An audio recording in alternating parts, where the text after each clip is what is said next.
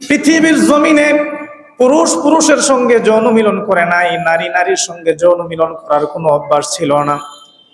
এই যে সূচনা হয়েছে, শয়তান প্রতিদিন তাদেরকে এই কর্মটা, খারাপ কর্মটা করানোর জন্য প্রতিদিন তাদেরকে প্র্যাকটিস করায়, নিয়ম করে করে। দিনের বেলা তারা যখন জমিতে কাজ করে, তাদের কাজের ফাঁকে ফাঁকে শয়তান সুন্দর সুশ্রী বালকের বেশে তাদের সামনে নিজেকে উপস্থাপন করে।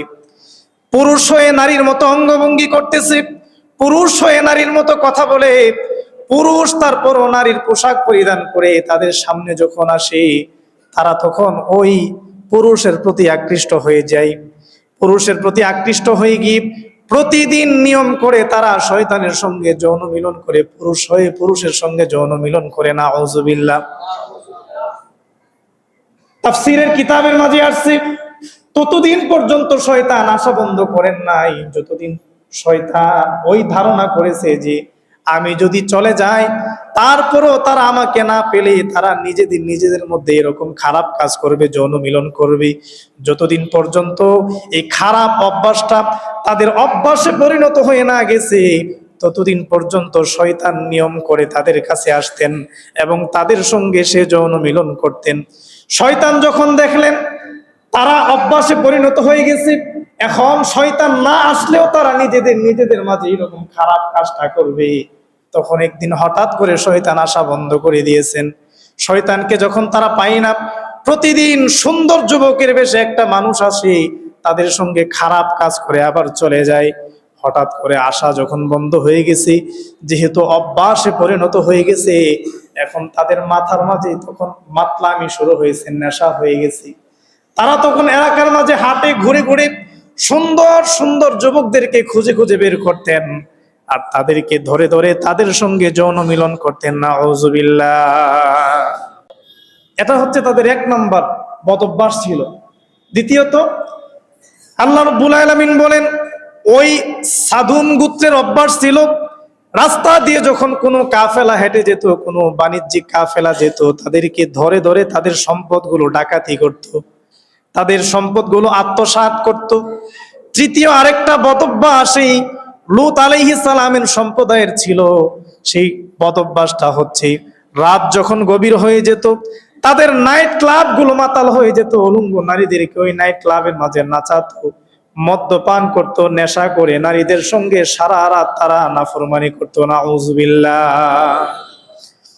হযরত লূত আলাইহিস সালাম তাদের কাছে আসলেন, তাদেরকে এসে বলতেছেন, আইন্নাকুম লাতাতুনাল ফাহিতাতুনার রিজালা শাহওয়াতাম মিন দুনিন নিসা।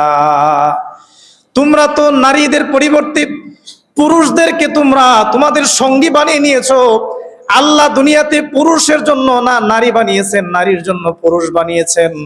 তাদের যদি শারীরিক কোনো চাহিদা থাকে, বৈধভাবে বিবাহের মাধ্যমে একজন আরেকজনের চাহিদা মিটাবে, হারাম ভাবে মিটানো যাবে?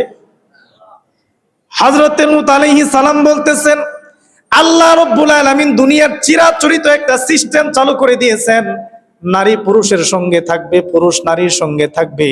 কিন্তু তোমরা যে সিস্টেম চালু করেছো, আল্লাহর চিরাচরিত যে সিস্টেম, আইনকে তো তোমরা উল্টিয়ে দিলা। পুরুষ হয়ে পুরুষের সঙ্গে তোমরা যৌন মিলন করতেছো, শারীরিক সম্পর্ক করতেছো, এটা তো নিতান্তই নাফরমানি এবং মারাত্মক লেভেলের গুনাহ। এই গুনাহ থেকে যদি তোমরা নিজেদেরকে ঘুটিয়ে না আনো, অচিরে আল্লাহর আযাব তোমাদের উপর বর্ষণ হবে। লূত আলাইহিস সালাম বলতেছেন, তোমরা যে পুরুষ হয়ে নারী ছাড়া পুরুষের সঙ্গে যৌন মিলন করো, বাল আনতুম কওমুন তাজহালুন, তোমরা তো হচ্ছে মূর্খ জাতি, তোমাদের হিতাহিত কোনো জ্ঞান নেই, ভালো মন্দ বোঝার মতো কোনো ধরনের জ্ঞান তোমাদের নেই, যেই কারণে তোমরা এই অসভ্য অশ্লীল কাজটা করতেছো। নাউযুবিল্লাহ। তারপরে আল্লাহ বলতেছেন, ইয ক্বালা লাহুম আখুহুম লূতুন আলা তাত্তাকুন ইন্নী লাকুম রাসূলুন আমিন। লূত আলাইহিস সালাম বলতেছেন, আলা তাত্তাকুন, তোমরা কি আল্লাহকে ভয় করো না? আল্লাহর আযাবকে কি তোমরা ভয় করো না? তোমরা কি দেখো না অতীতে বহু অসংখ্য গোত্রের উপর আল্লাহ আযাব দিয়েছেন, গজব দিয়েছেন, তাদের অপরাধের কারণে ধ্বংস করে দিয়েছেন, তাদেরকে দুনিয়ার মানচিত্র থেকে তাদেরকে মুছে দিয়েছেন। তোমাদেরকে আল্লাহ আযাব দিবেন, গজব দিবেন যদি তোমরা এই কাজ থেকে বিরত না থাকো। আল্লাহ রাব্বুল আলামিন বলতেছেন, হযরতে নূহ আলাইহিস সালাম তাদেরকে তখন বলেন, ইন্নী লাকুম রাসূলুন আমিন, আমি হচ্ছে তোমাদের কাছে এসেছি আল্লাহর পক্ষ থেকে একজন বিশ্বস্ত রাসূল হিসেবে তোমাদেরকে একত্ববাদের দাওয়াত দেওয়ার জন্য। সুবহানাল্লাহ। এই অপরাধ থেকে যেন তোমরা নিজেদেরকে গুটিয়ে রাখতে পারো, এই আযাবের শাস্তির সংবাদ তোমাদেরকে দেওয়ার জন্য আল্লাহ তাআলা আমাকে পাঠিয়েছেন। وما أسألكم عليه من أجر إن أجري إلا على رب العالمين। আমি যে তোমাদেরকে দাওয়াত দিচ্ছি একত্ববাদের, আল্লাহকে ভয় করার জন্য যে তোমাদেরকে বলছি, আল্লাহকে ভয় করো, অপরাধ ছেড়ে দাও, সমকামিতার মতো নাফরমানি জঘন্য অপরাধ তোমরা ছেড়ে দাও, এই যে তোমাদেরকে আমি বারবার সতর্ক করতেছি, আল্লাহর আযাবের ভয় দেখাচ্ছি, এই আযাবের ভয় এবং তোমাদেরকে যে আমি একত্ববাদের দাওয়াত দিচ্ছি, দাওয়াত দেওয়ার বিনিময়ে আমি তোমাদের কাছে কোনো বিনিময় চাই না। এই দাওয়াতের বদৌলতে তোমাদের কাছে আমি পয়গম্বর কোনো টাকা চাই না, সম্পদ চাই না, কোনো স্বার্থের জন্য দাওয়াত দেই নাই, কারণ আমাকে তো বিনিময় দিবেন আসমান এবং জমিনের মালিক আল্লাহ। সুবহানাল্লাহ। লূত আলাইহিস সালাম এভাবে যখন তাদেরকে দ্বীনের দাওয়াত দেন, তারা দ্বীনের দাওয়াত গ্রহণ করে না। তারা প্রতিদিন তাদের এলাকার মাঝে, গোত্রের মাঝে সুন্দর সুন্দর যুবকদেরকে ধরে ধরে তাদের সঙ্গে যৌন মিলন করেন। নাউজুবিল্লাহ পড়েন। লূত আলাইহিস সালাম অতিষ্ঠ হয়ে গেছেন তাদের প্রতি, অতিষ্ঠ হয়ে বিরক্ত হয়ে আল্লাহ তাআলার কাছে বদদুয়া করে বসলেন যে, আল্লাহ, এই অসভ্য জাতিকে মানুষ করার মতো ক্ষমতা আমার নেই, আপনি তাদেরকে আযাব দেন না। বিরক্ত, একবারে অতিষ্ঠ হয়ে মানুষ মানুষের উপর তখন অভিশাপ করে, ঠিক কিনা বলে? আল্লাহ আযাব দেন না, গজব দেন না, এই স্বৈরাচার থেকে আমাদেরকে বাঁচান, এই অসভ্য জাতি থেকে আমাকে আপনি পরিত্রাণ দেন। কখন 5 আগস্ট আসবে আর জুলুম আর নির্যাতনের হাত থেকে আমরা বাঁচবো, ঠিক কিনা বলে? এরকম ভাবে লূত আলাইহিস সালাম আল্লাহর কাছে দোয়া করতেছেন আর বলতেছেন, আল্লাহ, এই সমস্ত সম্প্রদায়কে আমি এত দাওয়াত দিলাম নাফরমানি কাজ থেকে যেন তারা বিরত থাকে, তারপরও তারা নাফরমানি থেকে বিরত থাকে নাই। তারা নিজেদের মাঝে যৌন মিলন করে, নাফরমানি করে, যে অপরাধ দুনিয়ার জমিনে তাদের আগে আর কেউ করে নাই।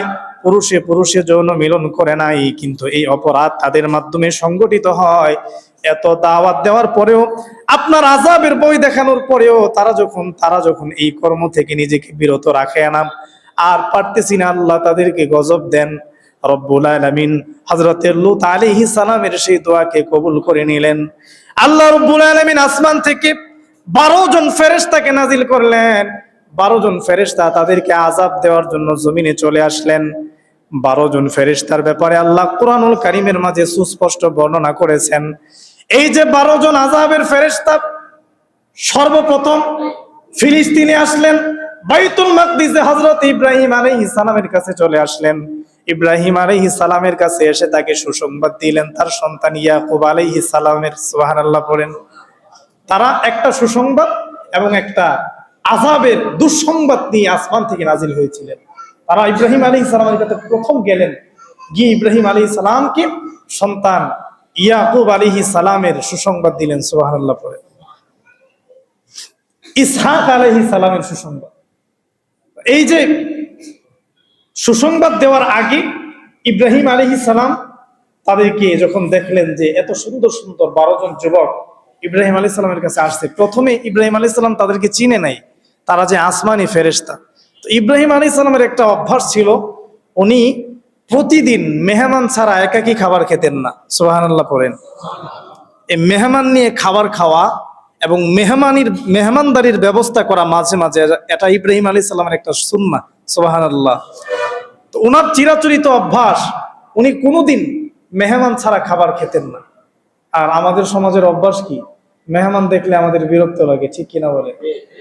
মেহমান যদি বাড়িতে আসে 3 দিনের বেশি 4 দিন থাকলে চেহারা ফ্যাকাশে হয়ে যায়, হয় কি হয় না? কিন্তু মেহমানকে রিজিক কি আমি দেই না আল্লাহ দেন? এই মেহমানের রিজিক আল্লাহ দিয়েই তো আমার বাড়িতে পাঠান, বিরক্ত হওয়া যাবে না। এই মেহমানদারির অভ্যাস নাই। আমরা তো আমাদের আত্মীয়তার সম্পর্ক সমাজে ছিন্ন করি, আত্মীয়তার সম্পর্ক পর্যন্ত আমরা ছিন্ন করতে আমরা দ্বিধাবোধ করি না। আর ইব্রাহিম আলাইহিস সালামের অভ্যাস ছিল, একটা মানুষ চিনে না, রাস্তা দিয়ে আসতেছে আগন্তুক, তার সাথে তার কোনো রক্তের সম্পর্ক নাই, আত্মীয়তার সম্পর্ক নাই, তারপরও ইব্রাহিম আলাইহিস সালাম ওই মানুষদের অপেক্ষায় বসে থাকতেন যে ক্ষুধার্ত কেউ পেলে তাকে নিয়ে উনি খাবার খেতেন। সুবহানাল্লাহ পড়ে। এই 12 জন ফেরেশতা ইব্রাহিম আলাইহিস সালামের কাছে আসলেন, আগমন করলেন। ইব্রাহিম আলাইহিস সালাম মনে করলেন তারা সাধারণ মানুষ, অন্যান্য দিন যেই রকম মেহমানরা তাদের কাছে আসে তার কাছে আসে, হয়তো এই 12 জন ফেরেশতাও মেহমান হিসেবে হযরত ইব্রাহিম আলাইহিস সালামের কাছে আসলেন। ইব্রাহিম আলাইহিস সালাম তাদেরকে দেখে সঙ্গে সঙ্গে বিশাল বড় একটা গরু জবাই করে দিলেন। গরু জবাই করে তাদের সামনে এই গরুর ভুনাটা উপস্থাপন করলেন। কিন্তু ফেরেশতারা খাবার খায়নি। সবাই বলেন, ফেরেশতারা খাবার খায়? তাদের কোনো খাবারের চাহিদা নাই, তাদের কোনো শারীরিক চাহিদা নাই, তারা শুধু একমাত্র একত্ববাদ রবের ইবাদত এবং তাসবিহ পড়ে, ঠিক কিনা বলেন? এছাড়া তাদের অন্য কোনো কর্ম নাই। তারা খাবার খান না, পানি পান করেন না, সন্তান জন্ম দেন না, তাদের স্ত্রী সন্তানের কোনো প্রয়োজন নাই। ইব্রাহিম আলাইহিস সালাম মনে করলেন তারা সাধারণ মানুষ, তাদের জন্য যখন তাদের সামনে বিশাল বড় গরুকে ভুনা করে খাবার উপস্থাপন করলেন, তারা খাবারে হাত দেয় না। ইব্রাহিম আলাইহিস সালাম বারবার তাদেরকে বলতেছেন আপনারা খাবারে হাত দেন, খাবার খান, কিন্তু ফেরেশতারা খাবার খায় না।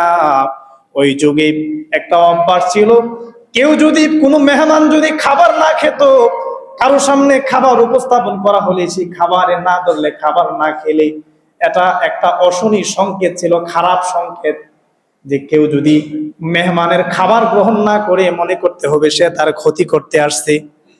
ইব্রাহিম আলাইহিস সালাম মনে করলেন যেহেতু এই 12 জন যুবক আমার দেয়া খাবারগুলো গ্রহণ করছেন না, মনে হয় তারা আমার ক্ষতি করতে আসছে, আমার শত্রু হিসেবে এখানে আগমন করেছি। ইব্রাহিম আলাইহিস সালাম একটু পেরেশান হয়ে গেলেন, উনি একটু চিন্তিত হয়ে গেলেন।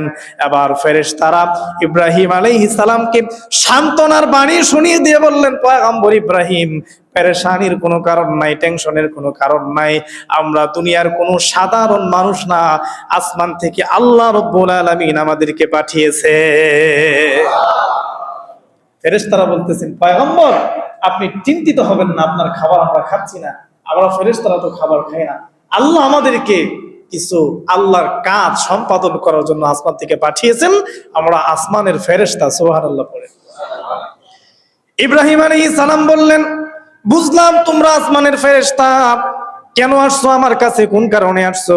এবার ফেরেশতারা বললেন, একটা সুসংবাদ নিয়ে আসছি, আর একটা গজবের সংবাদ নিয়ে আমরা আসমান থেকে আসছি।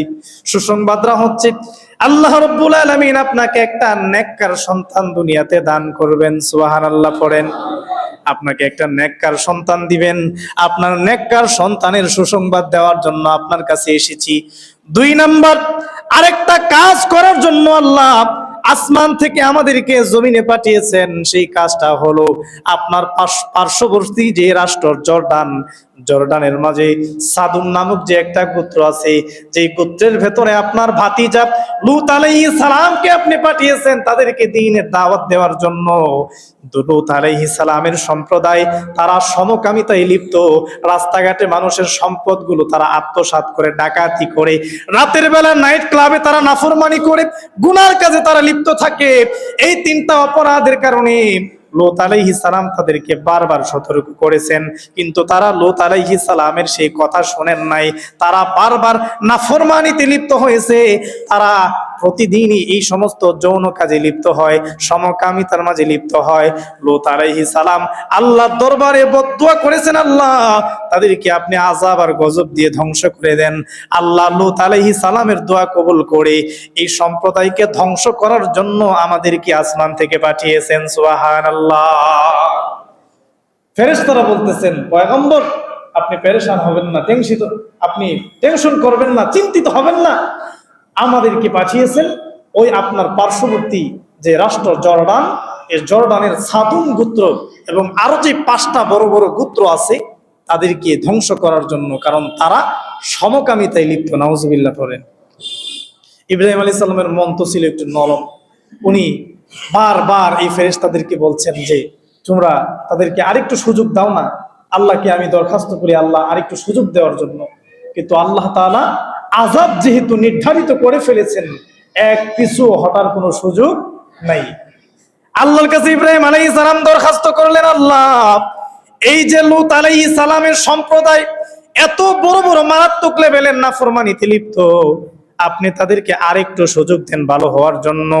আল্লাহ ইব্রাহিমকে ডাক দিয়া বলেন, হাবিব খলিলুল্লাহ ইব্রাহিম, আমি অনেক সুযোগ দিয়েছি, আমার পয়গম্বর লূত আলাইহিস সালাম দিয়ে অনেক দাওয়াত দিয়েছি, কিন্তু তারা পয়গম্বরের দাওয়াত গ্রহণ করেন নাই, আমার একত্ববাদের দাওয়াত গ্রহণ করেন নাই।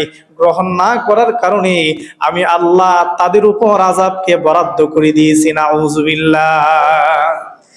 ইব্রাহিম আলাইহিস সালাম ফেরেশতাদের সঙ্গে কথা বলছেন। ফেরেশতারা ইব্রাহিম আলাইহিস সালামের সঙ্গে কথা বলে ওই ফিলিস্তিন থেকে তারা হযরত লূত আলাইহিস সালামের রাষ্ট্রে যাওয়ার জন্য সিদ্ধান্ত নিলেন। তারা যখন লূত আলাইহিস সালামের সম্প্রদায়ের কাছে ঢুকবেন, হযরত লূত আলাইহিস সালাম ঘরের ভেতরে ছিলেন। হঠাৎ করে রাতের গভীরে ফেরেশতারা গিয়ে লূত আলাইহিস সালামের ঘরের দরজাকে টোকা দিলেন, নাড়া দিলেন। হযরত লূত আলাইহিস সালাম দরজা খুলে দেখেন সুন্দর সুন্দর 12 জন সুন্দর চেহারার সুশ্রী যুবক উপস্থিত। লূত আলাইহিস সালাম চিন্তিত হয়ে গেলেন। লূত আলাইহিস সালাম চিন্তিত হয়ে উনি আল্লাহর কাছে দোয়া করতে লাগলেন, আল্লাহ আজকে মনে হয় আমি আমার এই মেহমানদেরকে এই সমস্ত নাফরমানদের হাত থেকে বাঁচাতে পারবো না, কারণ তাদের চেহারা এত সুন্দর, চেহারাতে দাড়ি নাই, চেহারা দেখতে এত সুন্দর আকর্ষণীয় চেহারা।